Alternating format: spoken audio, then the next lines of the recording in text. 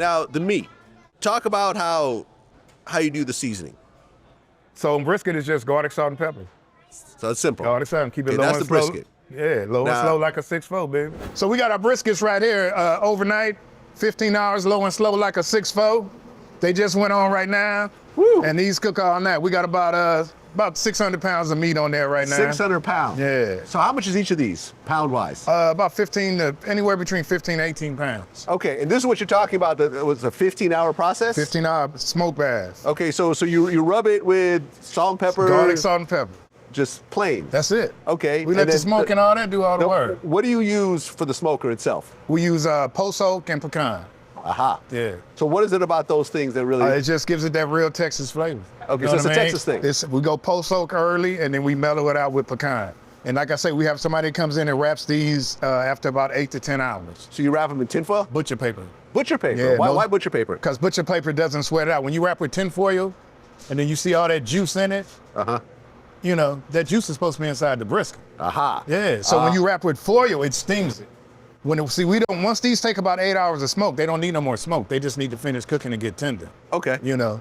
All right, let's cut up some meat.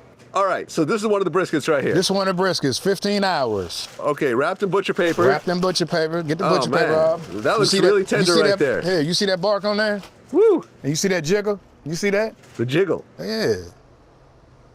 I like to cut right here at that center. Wow. Look at that.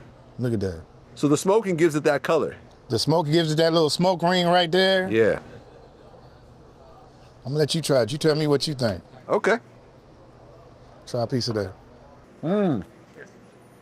So you taste that it ain't over smoke. It's still juicy. You taste the it's smoke. still tender. Yep. It's got the bark on there. It's really, really soft. It's kind of crumbling, but it's not falling apart. No, you don't want it to fall. You want to still be able to cut it, you know? And let me show you another little thing we like to do. You see that bend on there? So the bend. The bend is it's just like a rib. Right. You don't want it to fall apart. If a brisket falls apart and it don't bend like that means it's overcooked. It's going to shred and all that. You want to still be able to have this bend on. You want to still be able to pick it up and everything. You see that? So that's a perfect brisket right there. That is a perfect brisket. Okay. Love it. Love it. You want some more? Sure. Why not? I'm not going to turn down a free brisket. Right there, man. Get this in right there. So you taste that smoke on there? Yep. Delicious. Let's try a little bit of brisket. Look at that.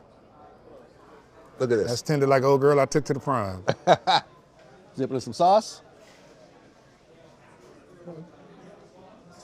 See how it melts in your mouth?